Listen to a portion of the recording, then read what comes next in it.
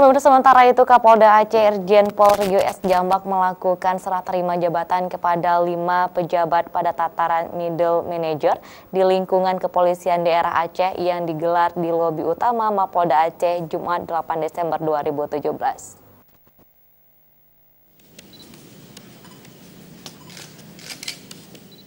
Serah terima jabatan dilakukan langsung oleh Kapolda Aceh Irjen Pol Rio S. Jambak yang ditandai dengan pemasangan pangkat, sumpah jabatan, dan penandatanganan berita acara.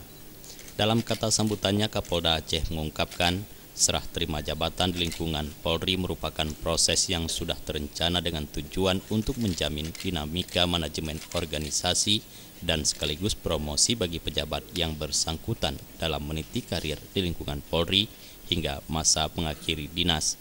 Dengan adanya promosi jabatan tersebut, diharapkan dapat memperoleh kemantapan dan pengalaman jabatan yang beragam, serta selanjutnya akan mampu menyongsong tantangan tugas di masa mendatang yang semakin dinamis.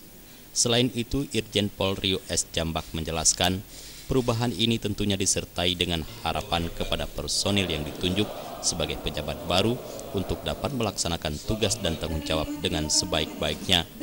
Oleh karena itu, ia mengingatkan bahwa jabatan yang diterima adalah bukti nyata bahwa pimpinan memberikan kepercayaan, mandat dan tugas serta tanggung jawab yang harus dijalankan dengan baik.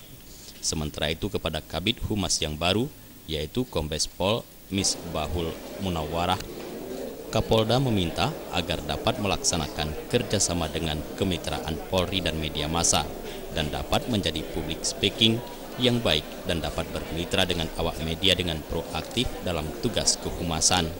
Adapun 5 promosi jabatan baru di lingkungan Mapolda Aceh, diantaranya adalah Kombes Pol Anang Pujianto sebagai Karu SDM, Kombes Pol Misbahul Munawwarah sebagai Kabid Humas, AKBP Raden Bobi Arya Prakasa sebagai Kapolres Aceh Barat, AKBP Giarto sebagai Kapolres Nagan Raya, dan AKBP Dedi Susono sebagai Kapolres Aceh Selatan.